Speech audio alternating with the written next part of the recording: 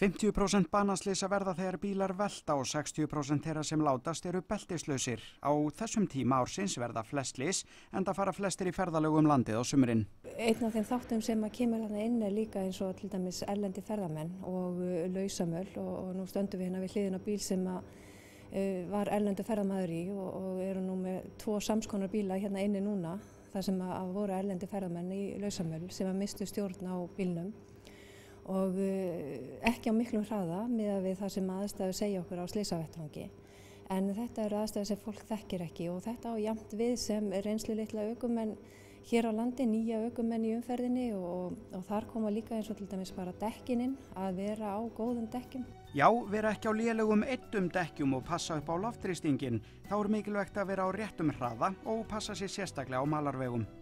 Og 70% af okkar banaslysum verða úti á þjóðvegum. Þannig að það er ástæða til þess að við skoðum þessa hluti svolítið. Allir eru við, allavega mörg hver með mikilvægan farangur í bílnum okkar, við erum með fjölskylduna og það skiptir máli að við komum heil heim. Það kemur eflaust mörgum á óvart en allir þeir sem voru í þessum bíl sluppu heilir á húfi.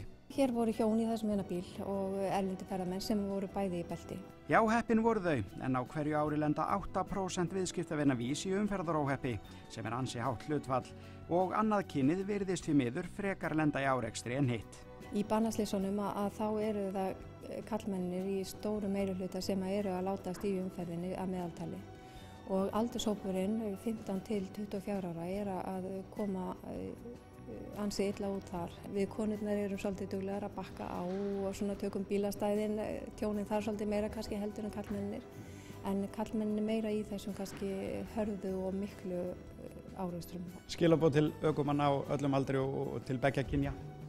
Það er bara að fara varlega og huga að því hvað þú ert að gera og hvort að þú ráðir við þær aðstæður sem að þú ert í og að þú sért líka kannski að huga að því að hafa gott bíl á milli bíla því að aftanákeyslur eru langstæðsti ástæðan fyrir umferðarslysum hjá okkur í vísallan í okkar tjónagreiðslum og bíl á milli bíla gefa stefnuljós og tillitssemi í umferðinni er eitthvað sem að hjálpar mikið til.